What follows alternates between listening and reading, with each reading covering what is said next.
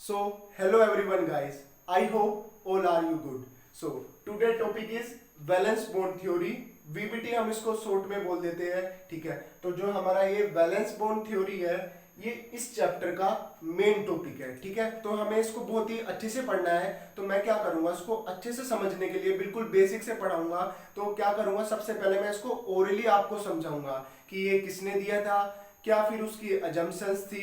ठीक है, तो हम इस वीडियो में देन उसके बाद मैं क्या करूंगा, इसके पॉइंट्स मैं आपको मेंशन करूंगा, बोर्ड पे बताऊंगा. देन इसकी हम प्रॉब्लम सोल्व करेंगे. ठीक है, तो सबसे पहले स्टार्ट करते हैं. तो हमारा जो वीबीटी था, जो हमारी वैलेंस बॉन्ड थ्योरी थी, वो किसने दी थी, पोलिंग ने दी थी. ठीक है,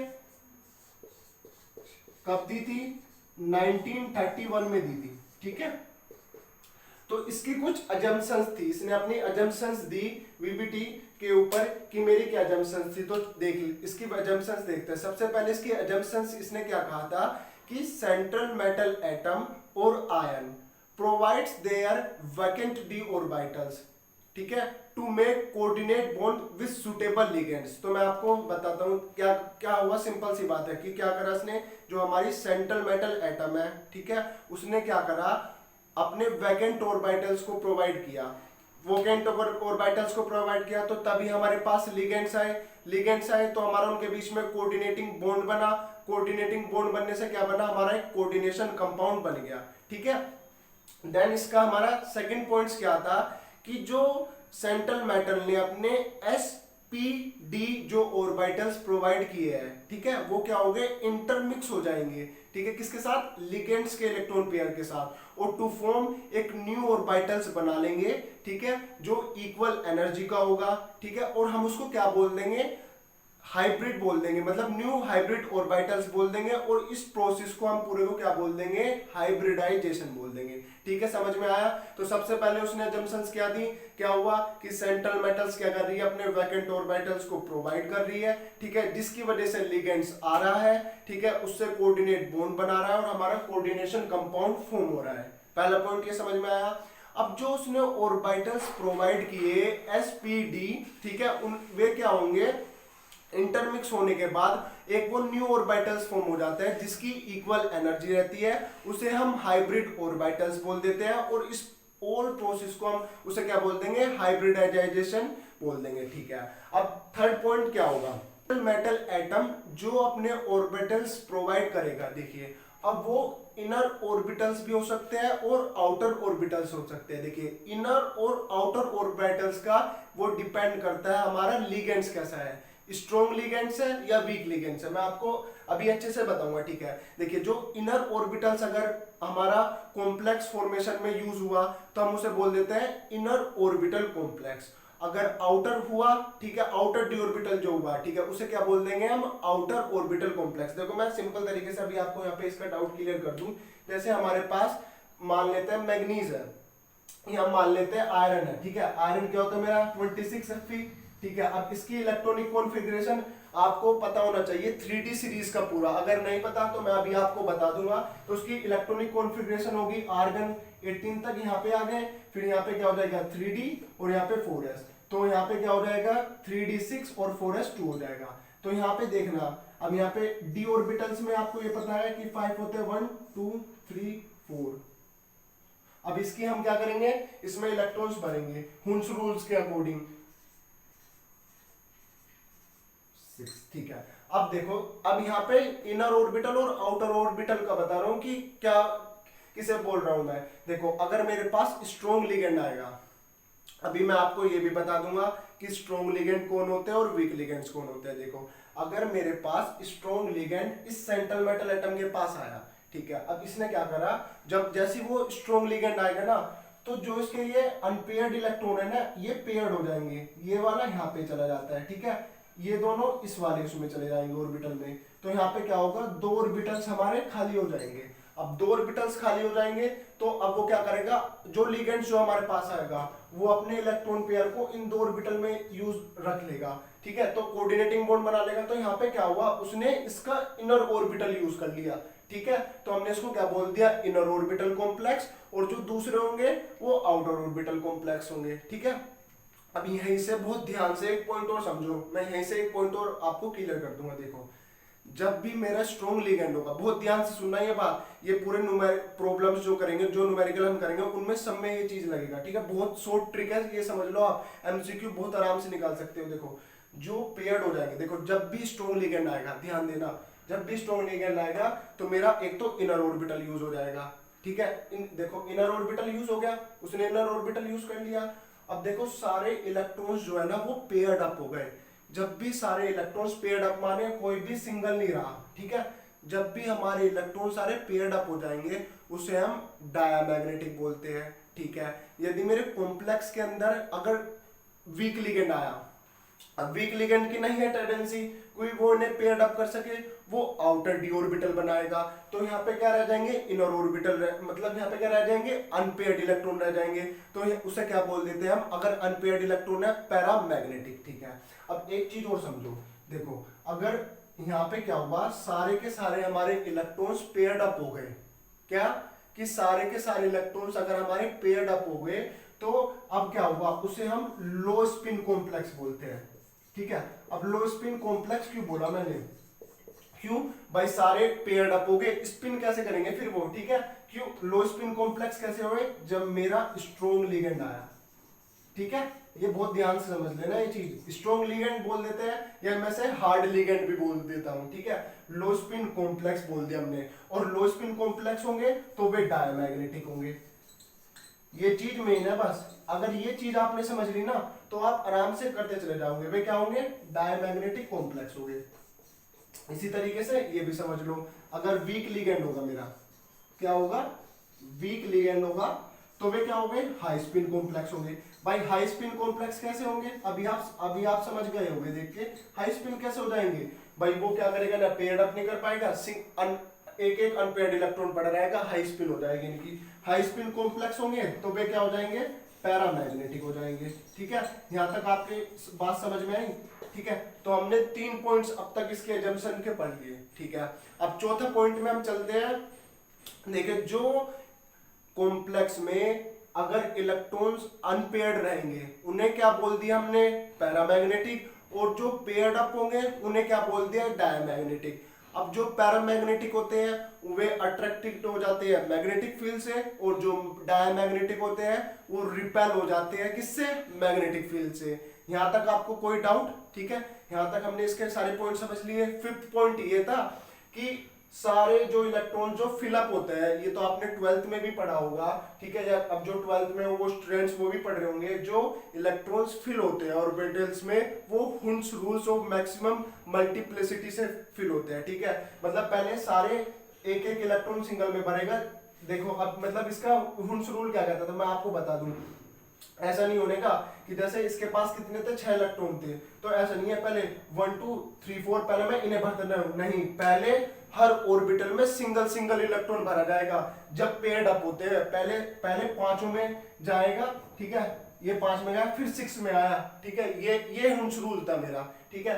तो यहाँ पे क्या होता है, जब हमारा स्ट्रॉन्ग लिगेंड्स आ जाता है ना तो वो हुन्स रूल को फॉलो नहीं करता, वहां पे हुन्स रूल फेल हो जाते हैं, वीक लिगेंड्स में वो करेगा।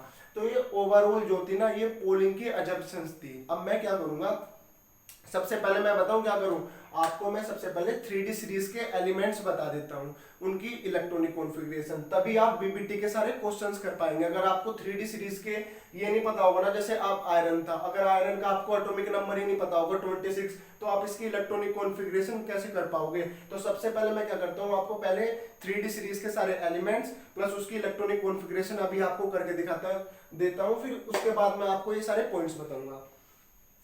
तो पहले मैं आपको 3D सीरीज के सारे एलिमेंट्स बता देता हूं, ठीक है। स्कैंडियम, फिर हमारा टाइटेनियम, फिर हमारा वेनेडियम, फिर यहाँ पे क्रोमियम, फिर मैग्नीज, फिर आयरन, फिर कोबाल्ट, फिर निकल, फिर कॉपर एंड जिंक, ठीक है। इलेक्ट्रॉनिक कॉन्फ़िगरेशन स्कैंडियम की 21, टाइटेनियम की 22, वेनेडियम की 23, क्रोमियम की 24, मैग्नीज की 25, आयरन की 26, कोबाल्ट की 27, निकल की 28, कॉपर की 29 एंड जिंक की 30, ठीक है। ये हमारे 3D सीरीज के एलिमेंट है, ठीक है। यहाँ तक आपको समझ में आया, ठीक है। अब देखो मैं तो इलेक्ट्रॉनिक कॉन्फ़िगरेशन ऐसे करता हूँ 1s 2s 2p 3s 3p 4s 3d 4p 5s इस तरीके से करते चला जाऊँ। जैसे कि 2 2 4 6 10 हो गए, 2 12 6 18 2 20 और यहाँ पे स्कैन टाइम 21 है ना और 21। तो मैं बार बार इतना पूरा ना लिख के मैं क्या करूंगा, यहाँ तक 3p6 तक, ये कितने हो गए 18 हो गए ना हमारे, ये हमारे 18 हो गए। अब 18 क्या होता है, आर्गन नोबल गैस। तो मैं इसको पूरा आर्गन सिंपली आसान तरीके से लिख लूंगा और यहाँ पे क्या रहेगा 3d1 एंड 4s2। इस तरीके से मैं आपको इलेक्ट्रॉनिक कॉन्फ़िगरेशन आपको बता दूंगा, ठीक है। तो उसकी इलेक्ट्रॉनिक कॉन्फ़िगरेशन क्या होगी, आर्गन 18 होता है ना ये, ठीक है। अब यहाँ पे क्या होगा 4s2, पहले 3d लिख लेते चलो। 4s में से ही इलेक्ट्रॉन जाएगा, आउटरमोस्ट सेल में से ही इलेक्ट्रॉन जाएगा इसमें, ठीक है। ये आपको समझ में आना चाहिए 3d1 4s2, ठीक है। समझ में आ गया ना, देखो 18 और 2 20 और 1 21, ठीक है, समझ में आ गया। अब टाइटेनियम आर्गन 18 हो गया, ठीक है। अब यहाँ पे 3d2 4s2 हो गया, ठीक है। वेनेडियम आर्गन 18 हो गया 3d3 4s2। ये बहुत इंपॉर्टेंट है सीरीज, ये सबको आनी चाहिए, तभी आप है ना आगे प्रॉब्लम सोल्व कर पाएंगे। अगर ये नहीं किसी को आ रही होगी ना उसका एटॉमिक नंबर पता होगा, तो आप क्वेश्चंस नहीं कर पाओगे बिल्कुल भी, ठीक है। अब देखो क्रोमियम का एक्सेप्शनल केस है। क्रोमियम का एक्सेप्शनल केस क्या होता है, देखो मैं अभी आपको बता दूं। आप तो इसका सिंपली कैसे कर दोगे, जैसे 3d3 इसमें आप लिख दोगे 3d4 और यहाँ पे 4s2 लिख दोगे, लेकिन नहीं। अब इसकी जो इलेक्ट्रॉनिक कॉन्फ़िगरेशन होती है ना, वो उसकी इलेक्ट्रॉनिक कॉन्फ़िगरेशन होती है 3d5 एंड 4s1। इसका भी मैं आपको रीजन बताता हूँ, इसकी 3d5 क्यों हुई, 4s का एक इलेक्ट्रॉन क्यों गया d5 में, देखो मैं बताता हूँ आपको क्यों गया। ये मेरा d ऑर्बिटल्स था, ठीक है।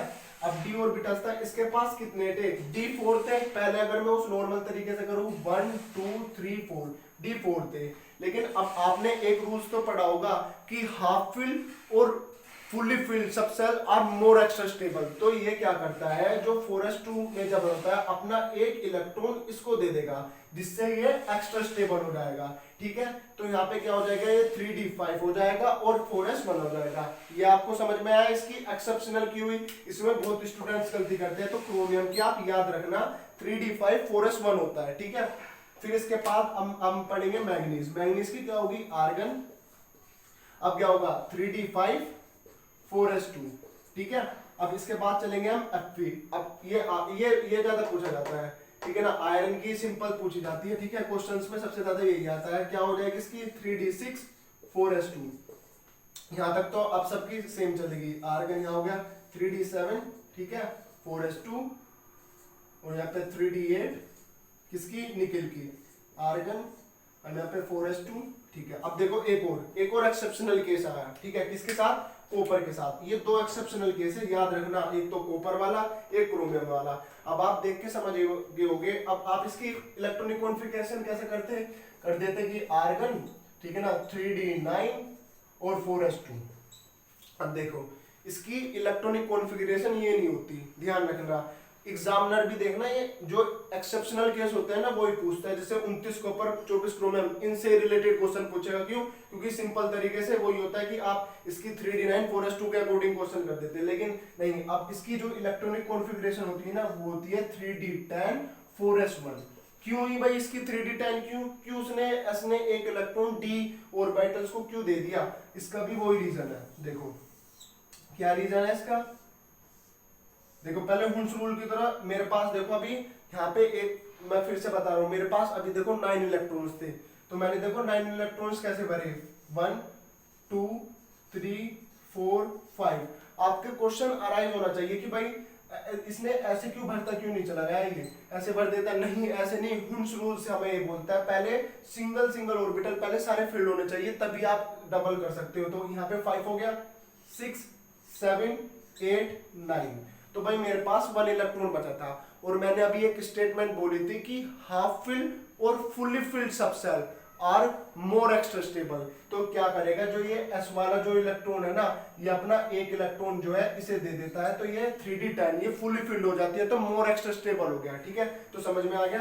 तो उसका एक्सेप्शनल केस याद रखना, क्या हो गया 3d10 and 4s1 and last one is zinc argon 18 हो गया, अब 3d 10 हो गया और 4s2 हो गया। ठीक है, तो ये मेरी ओवरऑल क्या थी, इलेक्ट्रॉनिक कॉन्फ़िगरेशन थी किसकी, 3D सीरीज की। तो आप इसका स्क्रीनशॉट भी ले सकते हो अगर आपके पास नहीं है। ठीक है, अब मैं वैलेंस बॉन्ड थ्योरी के जो है आपको पॉइंट्स अब आपको रिटन में यहाँ पे लिख के बता दूंगा कि क्या क्या थे, देन उसके बाद हम उसके इससे रिलेटेड क्वेश्चन करेंगे। याद रहेगा ना कि वैलेंस बॉन्ड थ्योरी किसने दी, पॉलिंग ने दी थी ना, और कब दी थी, 1931 में। ठीक है, अब इसकी अजम्पशंस देख लेते हैं जो मैंने आपको ओरली बताई थी। तो सबसे पहले वो क्या थी कि सेंट्रल मेटल एटम और ion provided vacant d orbital for the formation of complex compound by making coordinating bond with suitable ligands। तो ये आपको समझ में आ गया था जो मैंने बताया था कि सेंट्रल मेटल एटम क्या करेगी, अपना वैकेंट ऑर्बिटल प्रोवाइड कर देगी किसको, कोऑर्डिनेटिंग बॉन्ड बनाने के लिए, किससे, किसी सुटेबल लिगेंड से। ठीक है, अब देखो एक मेन पॉइंट और मैं आपको यहाँ पे निकल के आया क्या कि the number of vacant orbital provided by central metal is equal to the coordination number of central metal atom. देखो जितने सेंट्रल मेटल एटम अपने वैकेंट ऑर्बिटल प्रोवाइड करेगी ना, उतना कोऑर्डिनेशन नंबर होता है सेंट्रल मेटल का। कोऑर्डिनेशन नंबर आप जानते हो ना कि 4, ठीक है ना, 6 5 4 पे होता था तो स्क्वायर प्लेनर या टेट्राहेड्रल, 6 पे होता था तो ऑक्टाहेड्रल हो गया था। ठीक है ना, ठीक है, तो ये समझ में आ गया ना आपको। अभी मैं आपको जब क्वेश्चंस करेंगे तब और अच्छे से समझ में आ जाएगा। फिर थर्ड वन पॉइंट क्या था, the vacant sp-d orbital participate in hybrid due to which equal hybrid orbitals are formed. ठीक है ना, मतलब इक्वल हाइब्रिड मतलब न्यू ऑर्बिटल्स फॉर्म हो गए थे इक्वल एनर्जी के। ठीक है, इक्वल एनर्जी के फॉर्म में हो गए थे ना, और हमने उस फिनोमेना को क्या बोल दिया था, हाइब्रिडाइजेशन। ठीक है, उन्हें हमने क्या बोल दिया था, हाइब्रिडाइजेशन। और ये हाइब्रिड कैसे, तो जो न्यू ऑर्बिटल फॉर्म हुए थे किसके, इक्वल एनर्जी के फॉर्म होते हैं ये हमारे। ठीक है, देन नेक्स्ट पॉइंट हमारा क्या था, if unpaired electron are present in a complex. देखो unpaired electron it will be paramagnetic, जो मैंने बताया था। ठीक है, इफ नॉट, अगर ऐसे नहीं हुआ तो कॉम्प्लेक्स क्या हो जाएगा हमारा, डायमैग्नेटिक हो जाएगा। अब देखो एक नोट है मेरे पास, क्या, we are having two types of ligand. हमारे पास टू टाइप्स के लिगेंड्स होते हैं जो मैंने बताया था। क्या, इफ लिगेंड इज सॉफ्ट या वीक, देखो मैंने या तो सॉफ्ट बोल दो या वीक बोल दो, then there is no pairing of unpaired electron. बताया था ना मैंने, अगर मेरा कोई लिगेंड वीक आ रहा होगा, ठीक है, तो वो क्या करेगा, जो अनपेयर्ड इलेक्ट्रॉन होंगे ना उन्हें क्या करेगा, पेयर अप नहीं करने का। ठीक है, और क्या कहता है ये सेकंड पॉइंट क्या है इसका, if ligand is hard then pairing is there. अगर लिगेंड हार्ड होगा, ठीक है, तो क्या हो जाएगा, वो क्या कर रहा था, मैंने जो एग्जांपल देके बताया था, वो क्या कर देता है, पेयरिंग कर देता है किसकी, अनपेयर्ड इलेक्ट्रॉन की। ठीक है, तो ये कुछ पॉइंट्स थे, अभी और कुछ और पॉइंट्स देख लेते हैं। पॉइंट यहाँ पे नोट, एक और नोट क्या है कि soft ligand can't force the electron to get paired up, whereas hard या oblique strong ligands cause pairing of electron. Simple वही है कि क्या सॉफ्ट लिगेंड या वीक लिगेंड्स जो है अनपेयर्ड इलेक्ट्रॉन को पेयर्ड अप नहीं कर सकते, और स्ट्रॉन्ग जो हमारे वीक लिगेंड होते हैं, सॉरी ठीक है, जो वीक लिगेंड्स होते हैं वो पेयर्ड अप नहीं कर पाते, और जो हार्ड लिगेंड्स होते हैं वो पेयरिंग ऑफ इलेक्ट्रॉन कर देते हैं। तो मैं यहाँ से क्या, एक चीज यहाँ से क्या निकल के आया कि जो वीक लिगेंड्स होते हैं ना वो हमेशा क्या बनाएंगे, आउटर डी ऑर्बिटल कॉम्प्लेक्स बनाएंगे। क्या बनाएंगे, आउटर डी ऑर्बिटल कॉम्प्लेक्स बना लेंगे। ठीक है, ये जो मैं आपको पॉइंट्स बता रहा हूं ना, ये आप ध्यान रखो, देखना भी हम क्वेश्चंस करेंगे ना तो आपके क्वेश्चंस आराम से होते चले जाएंगे अगर आपको ये पॉइंट्स याद रहेंगे। और जो हार्ड होंगे वो क्या बना लेंगे, वो इनर डी ऑर्बिटल कॉम्प्लेक्स बनाते हैं। ठीक है, समझ में आ गया ना आपको, वे क्या बना लेते हैं, इनर डी ऑर्बिटल कॉम्प्लेक्स बना लेते हैं। अब देखो वीक लिगेंड्स कौन कौन से होते हैं, फ्लोरीन हो गया, क्लोरीन हो गया, ब्रोमीन, OH नेगेटिव, H2O, ये तो हमारे होते हैं वीक फील्ड लिगेंड्स। और स्ट्रॉन्ग फील्ड लिगेंड्स क्या हो गए, OX क्या है, ऑक्सैलेट आयन हो गया, साइनाइड आयन हो गया, कार्बन मोनोऑक्साइड हो गया, और यहाँ पे NH3 हो गया। ठीक है, ये हमारे क्या होता है, स्ट्रॉन्ग लिगेंड्स। मतलब जब ये सेंट्रल मेटल आइटम से बनाते हैं तो पूरा आपको खेल समझ में आ गया ना कि भाई हो क्या रहा है। अगर स्ट्रॉन्ग होगा तो पेयर्ड हो जाएंगे, अनपेयर्ड इलेक्ट्रॉन पेयर अप हो गए तो उसकी पेयर अप हो गए तो क्या हो गया, लो स्पिन कॉम्प्लेक्स हो गया। लो स्पिन कॉम्प्लेक्स हो गया तो आपको पता चल गया कि स्ट्रॉन्ग लिगेंड्स है। ठीक है, अगर हमारे क्या होगा, अनपेयर्ड हो गया तो हाई स्पिन कॉम्प्लेक्स है, हाई स्पिन कॉम्प्लेक्स है तो हमारा वीक लिगेंड्स है, वीक लिगेंड्स है तो हमें क्या पता चल गया कि वो आउटर डी ऑर्बिटल फॉर्म करेगा। ये समझ में आ गया। अब देखना ये मैं जो इनर डी ऑर्बिटल और आउटर डी ऑर्बिटल की कर रहा हूं ना, तो इनसे देखना मैं अभी आपको एक चीज समझाऊंगा। तो ओवरऑल भाई आपको इतनी सिंपल लैंग्वेज में कहीं नोट्स नहीं मिलेंगे जितना मैं आपको बिल्कुल बेसिक से बता रहा हूँ, और आपके लिए हेल्प कर सकता हूँ कि मैं अपने नोट्स की पीडीएफ बना के आपको एक टेलीग्राम चैनल बना लेंगे उस पर सेंड कर सकता हूँ। तो लेकिन आपको बेसिक से एकदम अच्छे से समझ में तो आ रहा होगा। एक मैं टेबल आपको और अच्छे से देखो अभी और क्लियर हो जाएगा। जो मैं यहाँ आपको बता रहा हूँ ना कि इनर डी ऑर्बिटल और जो ये आउटर डी ऑर्बिटल होते हैं, तो इनके बेसिस पे हमारी स्ट्रक्चर बनी हुई है, ठीक है, वो देख लेंगे। देखो अब क्या होगा, एक टेबल फॉर्म बनाता हूँ, उसके बाद हम बस क्वेश्चंस ही करेंगे, ये लास्ट है, इसके बाद क्वेश्चंस करने हैं हमें, ठीक है। देखो ये क्या हो गया, यहाँ पे मैं लिख लेता हूँ कोऑर्डिनेशन, मतलब यहाँ पे क्या लिख लिया, कोऑर्डिनेशन नंबर लिख लिया मैंने, ठीक है, कोऑर्डिनेशन नंबर लिख लिया यहाँ पे मैंने, ठीक है। यहाँ पे मैंने हाइब्रिडाइज लिख लिया कि क्या होगा, जैसे sp3 होता है, ठीक है ना, dsp2 होता है, ये लिख लिया, ठीक है। और यहाँ पे मैंने लिख ली उसकी ज्योमेट्री। ये मेन टेबल, ये बहुत इंपॉर्टेंट है, ध्यान रखना, क्वेश्चंस ऐसे कैसे पूछा जाता है। तो सबसे पहले देखिए, अगर मेरा कोऑर्डिनेशन नंबर, ठीक है, अब आप इसको ना टेबल को बहुत अच्छे से समझो और नोट डाउन भी करो अपनी कॉपी में। सबसे पहले कोऑर्डिनेशन नंबर देखो मेरे पास अगर 4 है, ध्यान से अब हर एक चीज अच्छे से समझते चले जाओ। देखो अगर कोऑर्डिनेशन नंबर 4 होगा तो इसकी हाइब्रिडाइज क्या होगी, sp3। देखो अगर sp3 होगी तो उसे मैं क्या बोल देता हूं, टेट्राहेड्रल। ध्यान से समझ लो उसको बिल्कुल अच्छे से, ठीक है। अगर देखो मेरे पास कोऑर्डिनेशन नंबर 4 ही है, अगर उसकी जो हाइब्रिडाइज जो स्टेट है वो क्या होगी, अगर dsp2 हुआ, देखो ये सब चीज ध्यान रखना, ये क्वेश्चंस में अब यूज होगा मेरा। अगर dsp2 है तो मैं उसको क्या बोल देता हूँ, स्क्वायर प्लेनर बोल देता हूँ, ठीक है। क्या बोल दिया मैंने उसको, स्क्वायर प्लेनर, ठीक है। अगर मेरा कोऑर्डिनेशन नंबर 5 है, कोऑर्डिनेशन नंबर 5 से आप समझ रहे हो ना, कोऑर्डिनेशन नंबर 4 से भी, मतलब सेंट्रल मेटल एटम ने अपने 4 वैकेंट ऑर्बिटल दे रखे हैं, किस मतलब दे नहीं रखे, मतलब कोऑर्डिनेटिंग बॉन्ड बना रखा है किससे, लिगेंड के साथ, तो वे 4 उसका कोऑर्डिनेशन नंबर हो जाता है, जो आप सेकंड पॉइंट में वहां पे मेंशन भी था, जो अभी आपने पढ़ा होगा, ठीक है। अगर मेरा 5 हुआ, अगर मेरी 5 हुई तो 5 के लिए क्या हो जाएगा, sp3 डी हो जाएगा, ठीक है ना। sp3 हो गया, और क्या हो गया यहाँ पे, trigonal planar, trigonal planar bipyramidal, ठीक है। ये ट्राइगोनल प्लेनर बाय पिरामिडल हो गया। अब देखो 6 पे क्या होगा, देखो 6 पे अब ये है, 6 हुआ कोऑर्डिनेशन नंबर, तो हम उसे क्या बोल देते हैं, देखो 6 पे 2 कोऑर्डिनेटिंग हमारी हाइब्रिड स्टेट होगी, क्या कौन कौन सी होगी, देखो एक तो होगी मेरी d2sp3, ठीक है, d2sp3, देखो 2 3 4 d2sp2 6, ठीक है ना, 2 और एक यहाँ पे 3 3 2 5, 3 ही होगी d2sp3, ठीक है। और एक क्या होगी हमारी sp3d2, ठीक है। देखो एक ऐसे कर लेते, देखो एक s ने दिया एक ऑर्बिटल, 3 p ने दिए, 3 और 1 कितने हो गए 4, और 2 d ने दिए तो 6। इधर भी देखो 2 d ने ऑर्बिटल दिया अपने 2, एक s ने दिया 3 और 3 p ने दिए 6, तो मेरे क्या होगी 6 कोऑर्डिनेटिंग साइड होगी, तो 6 कोऑर्डिनेशन नंबर हो गया। आप देखो d2sp3 के लिए क्या होगी हमारी ऑक्टाहेड्रल, ठीक है ना, और इसके लिए भी क्या होगी मेरी ऑक्टाहेड्रल। अब देखो जब से हम वीडियो में क्या कह रहा था मैं कि इनर डी ऑर्बिटल और आउटर डी ऑर्बिटल वो है क्या, अब देखो अब आपको यहां से भी पता चल गया होगा, जिसे मैं इनर डी ऑर्बिटल बोल रहा था वो कौन सी होती है, d2sp3।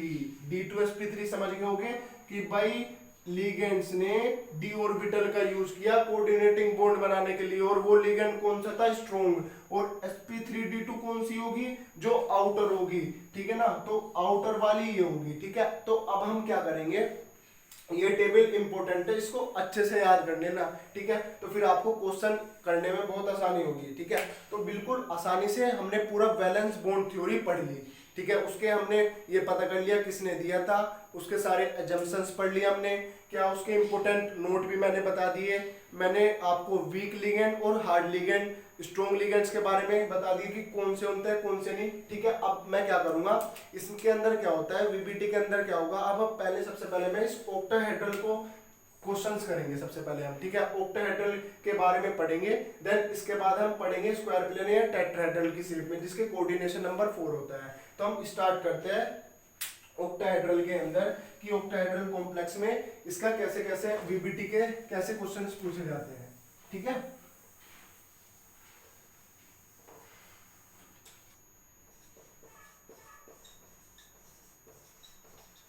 ऑक्टाहेड्रल कॉम्प्लेक्स के बारे में पता करेंगे हम। ठीक है, सबसे पहले बस आप मेन ध्यान रखना, क्या मेन ध्यान रखना आपको, दो चीज देखो। आप ऑक्टाहेड्रल कॉम्प्लेक्स के अंदर बताऊंगी क्या करेंगे आपको, जैसे कोई क्वेश्चन दे देंगे, चलो जैसे मैं कोई क्वेश्चन ले लेता हूं, मैंने क्वेश्चन ले लिया, क्वेश्चन मेरा क्या है, COCN की होल पावर यहाँ पे 6 है और 3 माइनस है। देखो ये हमें क्वेश्चंस दे देंगे भाई वहां पे। ठीक है, ये मुझे क्वेश्चंस दे दिया, अब ये आपको देख के पता चल गया भाई 6 कोऑर्डिनेटिंग साइड है, ऑक्टाहेड्रल कॉम्प्लेक्स है। ठीक है, ये देख के समझ में आ गया ना। अब आपको यहाँ पे दो चीज याद रखनी है जो मैंने बताई थी, एक तो D2sp3 और एक sp3d2, ये वाली इनर के लिए, इनर डी ऑर्बिटल के लिए यूज होता है, और ये किसके लिए होता है, आउटर डी ऑर्बिटल के लिए यूज होता है। ठीक है ना,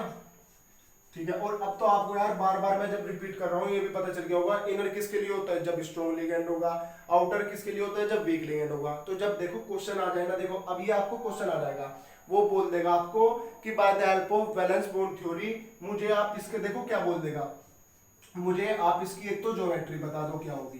ठीक है, ज्योमेट्री बता दो आप क्या होगी, इसकी हाइब्रिड बता दो क्या होगी। ठीक है, जो हम अभी पढ़ रहे हैं sp3d2sp3 होगा या sp3d2 होगा। ठीक है, फिर बोल देगा ये बता दो कि ये पैरामैग्नेटिक है या डायमैग्नेटिक है, ये बता दो हमें। ठीक है, ये क्वेश्चन बोल देगा वो। ठीक है, इसका मैग्नेटिक मूवमेंट बता दो क्या होगा, इतने क्वेश्चन पूछ लेगा वो हमारे से। ठीक है, मैग्नेटिक मूवमेंट बता दो, ज्योमेट्री हाइब्रिड पूछ लेगा, पैरामैग्नेटिक पूछ लेगा, मैग्नेटिक मूवमेंट बता दो, ये सब क्वेश्चंस वो हमारे से पूछ लेगा। ठीक है, तो सबसे पहले ये सारे क्वेश्चंस का अब मैं आराम से समझाऊंगा। सबसे पहले समझ लो कि मैग्नेटिक मूवमेंट हम कैसे निकालते हैं, इसका फॉर्मूला होता है √n+2 बोर मैग्नेटोन।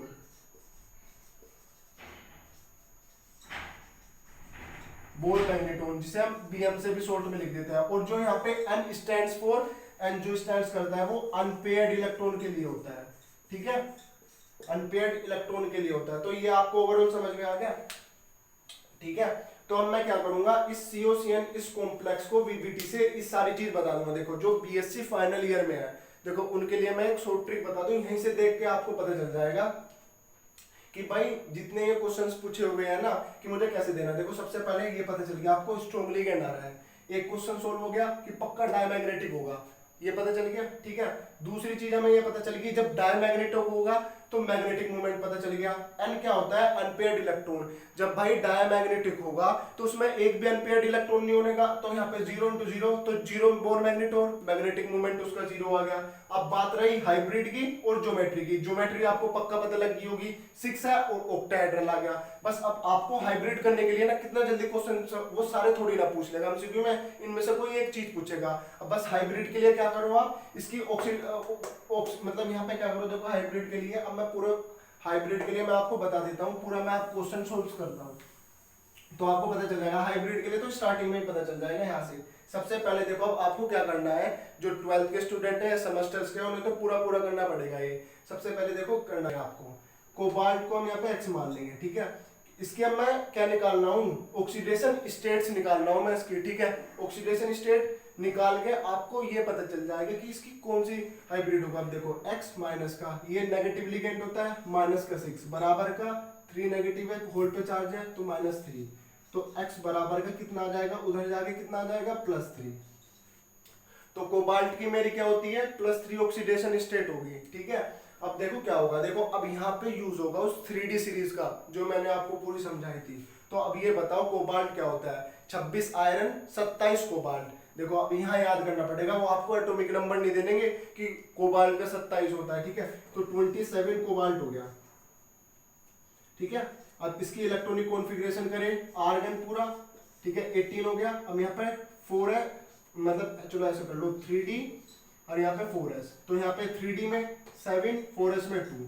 अब ये क्या कह रहा है, CO3+ आ जाएगा, मतलब CO3+ का क्या मतलब है कि इसके पास से 3 इलेक्ट्रॉन जा रहे हैं, मतलब निकल चुके, ठीक है। अब यहाँ पे क्या हो जाएगा, अब देखो इलेक्ट्रॉन किस में से निकालोगे, सबसे पहले इलेक्ट्रॉन किससे निकलते हैं, आउटर मोस्ट सेल से निकलते हैं। तो 2 इसमें से निकल गए, ठीक है, 1 इसमें से निकल गया, तो क्या हो जाएगा ये 3D6 4s 0, ठीक है। अब इसको आगे बढ़ा रहा हूं 4s 4p, ठीक है। अब देखो मैं इसको यहाँ पे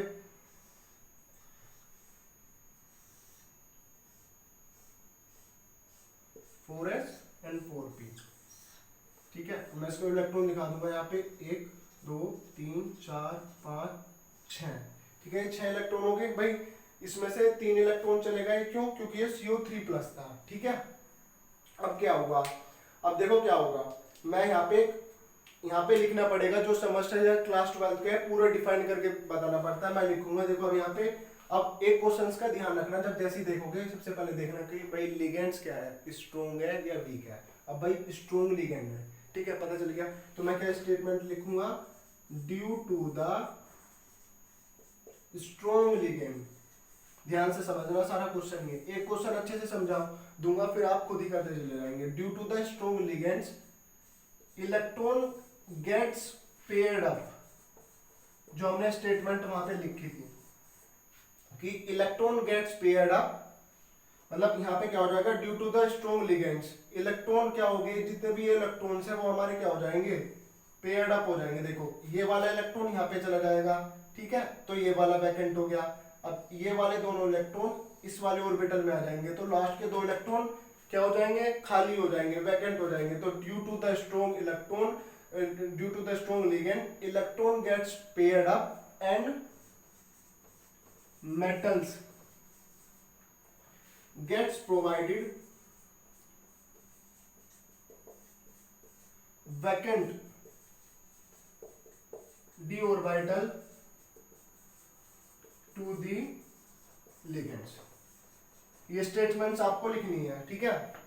यहां तक समझ में आया क्या कहा मैंने, कि स्ट्रॉन्ग लिगेंड्स की वजह से इलेक्ट्रॉन जो है मेरे पेयर्ड अप हो गए, और मेटल जो है क्या हो गया, उसने प्रोवाइड कर दिया अपने वैकेंट ऑर्बिटल, किसके लिए, लिगेंड्स के लिए। देन इसके बाद आपको यहाँ पे क्या करोगे, फिर आप ऐसे दिखाओगे कि क्या हुआ। अब देखो क्या होगा यहाँ पे, अब 2 इलेक्ट्रॉन खाली हो गए, it means inner orbital use हो रहा। जैसे देखो मैंने अभी बताया था ना कि आप यहाँ पे देख के बता दोगे स्ट्रॉन्ग लिगेंड है, तो यहाँ पे इनर ऑर्बिटल यूज होगा। इनर ऑर्बिटल के लिए हाइब्रिड क्या होती है, D2sp3, तो आप फिर यहाँ पे लिखोगे D2sp3 हाइब्रिडाइज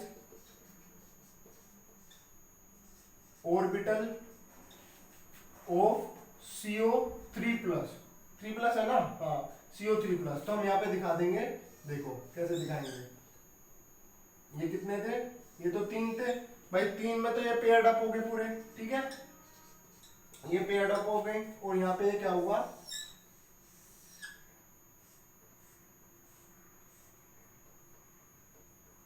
देखो ये तो क्या था, मेरा D सब सेल था, ये मेरा S था, और यहाँ ये था मेरा P।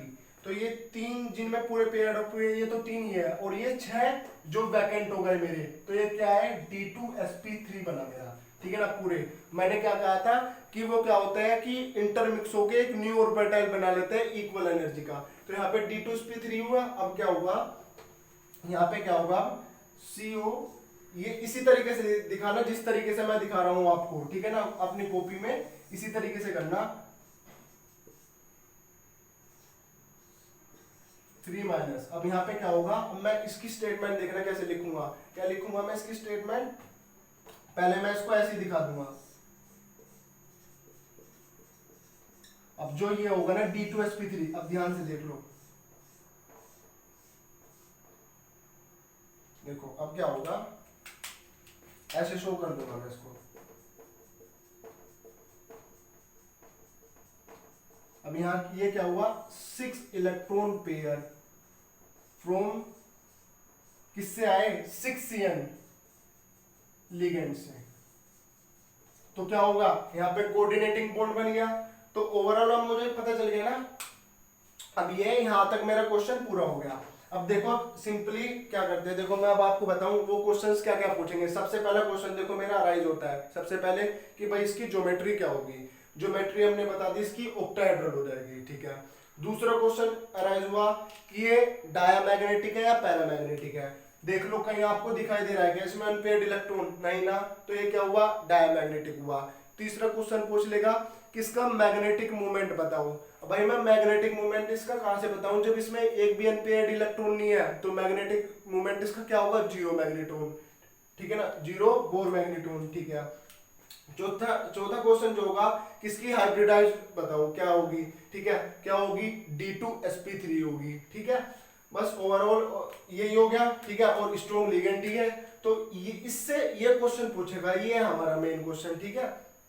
एक और क्वेश्चन लेता हूं मैं, एक और स्ट्रॉन्ग लिगेंड का लेता हूं, फिर 2 वीक के लेके बता दूंगा, तो आपको पूरा क्रिस्टल क्लियर हो जाएगा, ठीक है। तो ये आपको ओवरऑल समझ में आ गया ना।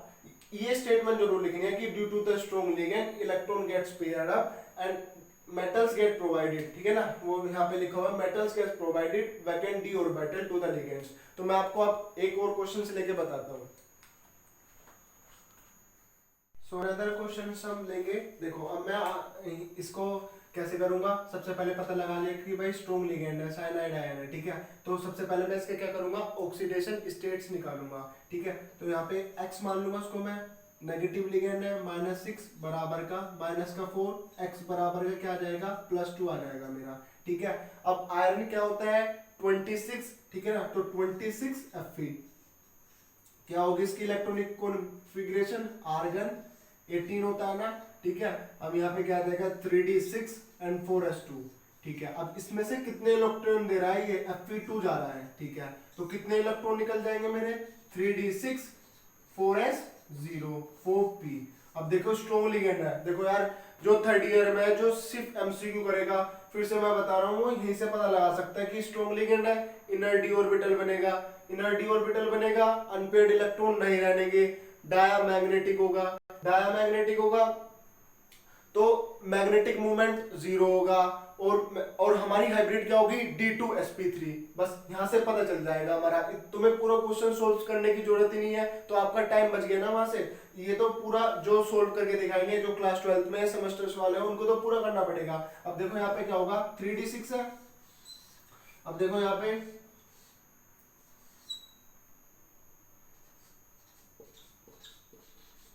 ये 6 इलेक्ट्रॉन मैंने इसमें कर दिए, यहाँ पे 4s और यहाँ पे क्या हो गया, ये 4p हो गया, ठीक है। ये मेरा d ऑर्बिटल हो गया, ये s हो गया, ये p हो गया।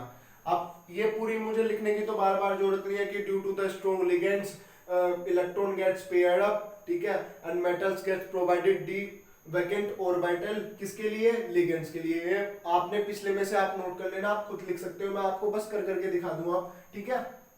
तो अब क्या होगा, मेरा हाइब्रिड क्या हुआ, D2sp3 hybrid orbital of Fe2+। क्या होगा यहाँ पे 3, तो भाई ये फुल्ली फिल्ड हो गए पूरे के पूरे, ठीक है। 3 ये पूरे हो गए। अब क्या हुआ, 6 ये हमारे पास हो गए, क्यों, क्योंकि 6 उसका कोऑर्डिनेशन नंबर है, 6 कोऑर्डिनेशन नंबर है, तो 6 लिगेंड्स उससे क्या बनाएंगे, कोऑर्डिनेटिंग बॉन्ड बनाएंगे। तो ये D2sp3 बन गया हमारा, 6 बन गए, ठीक है। अब क्या होगा, ये लैंग्वेज आप सारी पिछले क्वेश्चंस की लिख लेना। अब यहाँ पे क्या होगा, जो FeCN⁴ 4 नेगेटिव, ये क्या करेंगे, ये अब क्या करेंगे, 6CN लिगेंड्स जो है सेंट्रल मेटल एटम से वो अपने यहाँ पे भेज देगा, ठीक है।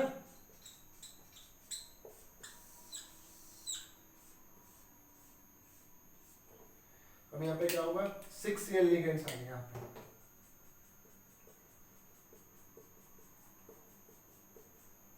क्या हुआ, 6CN इलेक्ट्रॉन पेयर, ठीक है। यहाँ पे आए किसके, CN नेगेटिव लिगेंड्स के, ठीक है। ये आप पूरी लैंग्वेज लिख लेना। तो वही क्वेश्चन क्लियर हो गया ना, डायमैग्नेटिक हो गया। इसकी स्पिन क्या होगी बताना, इसकी स्पिन क्या होगी, लो स्पिन होगी। लो स्पिन क्यों होगी, क्योंकि डायमैग्नेटिक। हाँ, फिफ्थ वन पॉइंट जो है ये पूछ लेता है कि बताओ ये कॉम्प्लेक्स जो है हाई स्पिन होगा या लो स्पिन होगा, ठीक है। तो आप बता सकते हो भाई स्ट्रॉन्ग लिगेंड है तो ऑब्वियसली लो स्पिन ही होना है हमारा, ठीक है। ज्योमेट्री क्या होगी इसकी, ऑक्टाहेड्रल होगी। टाइप्स ऑफ हाइब्रिड में क्या होगा, D2sp3 होगा, ठीक है। डायमैग्नेटिक होगा और मैग्नेटिक मूवमेंट मेरा क्या होगा इसका, 0 होगा, ठीक है। अब मैं क्वेश्चन ले लेता हूं जो वीक लिगेंड्स हो गए। स्ट्रॉन्ग लिगेंड्स के लिए तो आपका पूरा क्लियर हो गया ना, ठीक है। तो वो ये देखो मैंने आपको कितने बेसिक से पॉइंट्स बताए वैलेंस बॉन्ड थ्योरी के, उनसे कितने आसान तरीके से अब क्वेश्चंस हो रहे हैं, ठीक है। अब मैं आपको बता दूंगा जब वीक लिगेंड्स आता है, ठीक है, कोऑर्डिनेशन स्पेयर में, तो तब हम कैसे करेंगे। तो अब मैं क्या करूंगा, एक वीक लिगेंड्स ले लेता हूं, ठीक है। जैसे मैंने ले लिया COF6 और इस पे चार्ज कितना है, इसका चार्ज होगा 3 नेगेटिव, ठीक है। अब देखो, अब आपको देख के पता लग गया वीक लिगेंड आ गया भाई, ठीक है। वीक लिगेंड आ गया, करने का तरीका वही होगा जैसे उसका था। सबसे पहले मुझे क्या करना है, इसकी ऑक्सीडेशन स्टेट फाइंड करनी है। x - 6 बराबर -3, तो कितनी आ गई, x बराबर का +3 आ गया। अब cobalt atomic number D series याद होनी चाहिए, 3D सीरीज कितना होता है कोबाल्ट का, 27 होता है भाई, 27 कोबाल्ट होता है। तो कितना आ जाएगा, आर्गन तो 18 होगा ये, ठीक है। अब यहाँ पे 3D 4s हो जाएगा, 3D में कितने जाएंगे 7, 4s में जाएंगे 2।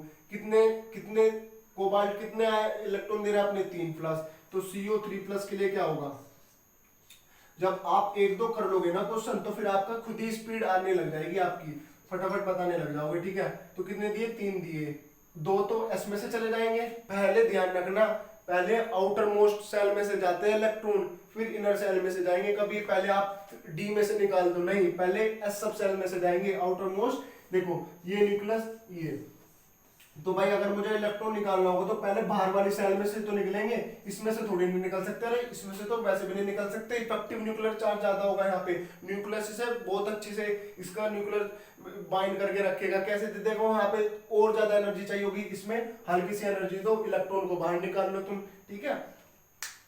तो सबसे पहले आउटर मोस्ट सेल में से जाते हैं इलेक्ट्रॉन, ये बात ध्यान रखना है, ठीक है। तो यहाँ पे क्या हो जाएगा, 3d6 4s0 4p। तो इसके पास यहाँ पे कितने इलेक्ट्रॉन है, 6, ठीक है। ये भी सीख लो कि पहले एक एक इलेक्ट्रॉन भरा रहता है तब डबल होगा, ठीक है। यहाँ पे 4s और ये क्या हो जाएगा 4p मेरा, ये d हो गया, ये s हो गया, ये p हो गया मेरा, ठीक है। अब क्या हुआ, due to the weak ligand, due to the weak ligand की वजह से, अब यहाँ पे हम लिख देंगे सिंपल नो पेयरिंग, कोई पेयरिंग नहीं होगी। नोट में मैंने आपको समझा देता, वीक लिगेंड होगा तो क्या होगा, पेयरिंग नहीं होगा, ठीक है। तो अब क्या होगा, जब पेयरिंग नहीं होने का तो अब देख लो क्या होगा, पेयरिंग नहीं हो रहा। अब देखो हमें d ऑर्बिटल भी बनाने पड़ेगा, 4s 4p 4d 1 2 3 4 5, ठीक है। अब देखो क्या होगा, 1s, देखो यहाँ पे क्या होगा 1s plus 3p plus 2d, ठीक है। तो 3 और 1 4 और 2 6, तो क्या बन गया हमारा, ऑक्टाहेड्रल बन गया। क्या बन गया, आउटर डी ऑर्बिटल का बन गया। आउटर डी ऑर्बिटल का क्यों बना, हमारा क्या था, वीक लिगेंड था। सिंपल तो है सारा खेल, ठीक है। तो मैं क्या लिख दूंगा कि sp3d2 हाइब्रिड ऑर्बिटल ऑफ किसका, CO3+ का। अब यहाँ पे क्या होगा, ये तो ऐसे रहेंगे, कितने थे 5 थे ना, 1 2 3 4 5, 2 तो डबल हुए और ये अनपेयर्ड रह गए, 4 अनपेयर्ड रह गए हमारे, इनका तो कुछ नहीं हो सकता, वीक लिगेंड है। अब ये एक हो जाएंगे, यहाँ पे क्या हो जाएगा, ये sp3d2, ठीक है। अब क्या होगा, COF6 3 नेगेटिव आएगा, ठीक है। अब यहाँ पे क्या होगा,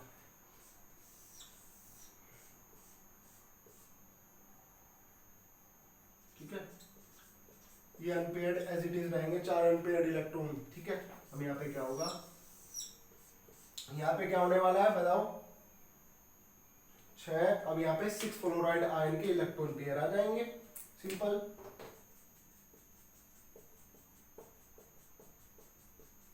ठीक है, 6 फ्लोराइड आयन के मेरे क्या आ गए, इलेक्ट्रॉन पेयर आ गए, ठीक है। अब देखो, अब देखो क्वेश्चन क्या होगा। सबसे पहला क्वेश्चन क्या होगा कि इसकी हाइब्रिड बता दो क्या है। तो पहला क्वेश्चन मेरा क्लियर हुआ, मैं इसकी हाइब्रिड बता देता हूँ क्या होगी इसकी हाइब्रिड, sp3d2। पहला क्वेश्चन मेरा क्लियर हो गया। दूसरा ये बताओ इसकी क्या ज्योमेट्री है, ज्योमेट्री बता दी मैंने, क्या होगी, ऑक्टाहेड्रल होगी, ठीक है। इसका थर्ड पार्ट बताओ कि ये लो स्पिन है या हाई स्पिन है। तो देखिए हाई स्पिन होगा, क्यों, क्योंकि देखो हाई स्पिन होगा, अनपेयर्ड इलेक्ट्रॉन पड़ेगा भाई, ठीक है, हाई स्पिन हो गया, ठीक है। पैरामैग्नेटिक है, डायमैग्नेटिक है, भाई पैरामैग्नेटिक है, अनपेयर्ड इलेक्ट्रॉन पड़े,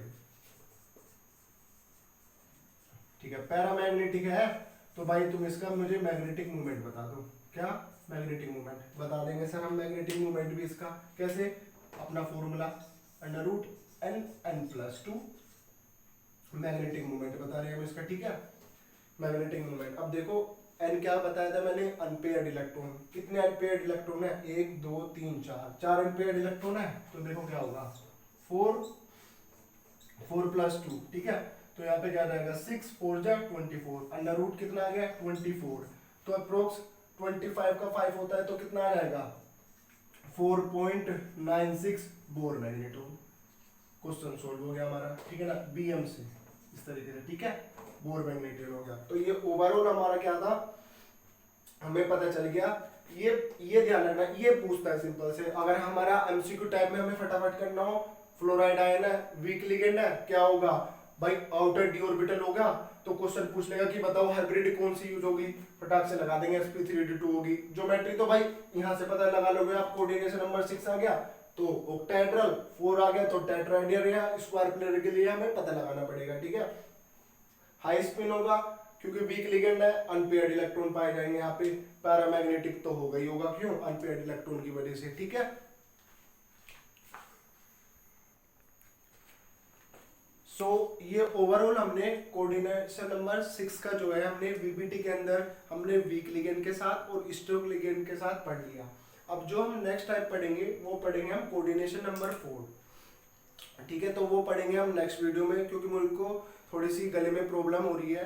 तो आपको कोऑर्डिनेशन नंबर 6 से पूरा आपको डाउट क्लियर हो गए होंगे। आप एनएस के क्वेश्चंस निकाल के देखना, ठीक है, आपका जो है एकदम से अच्छे से हो गए, ठीक है। अगर आपके पास और क्वेश्चन चाहिए तो मैं आपको और क्वेश्चंस दे दूंगा। और प्लीज कमेंट बॉक्स में जरूर करके बताइएगा कि वीडियो आपको कैसे लगी, ठीक है। सो आज के लिए इतना ही रखते हैं। जय हिंद, जय भारत।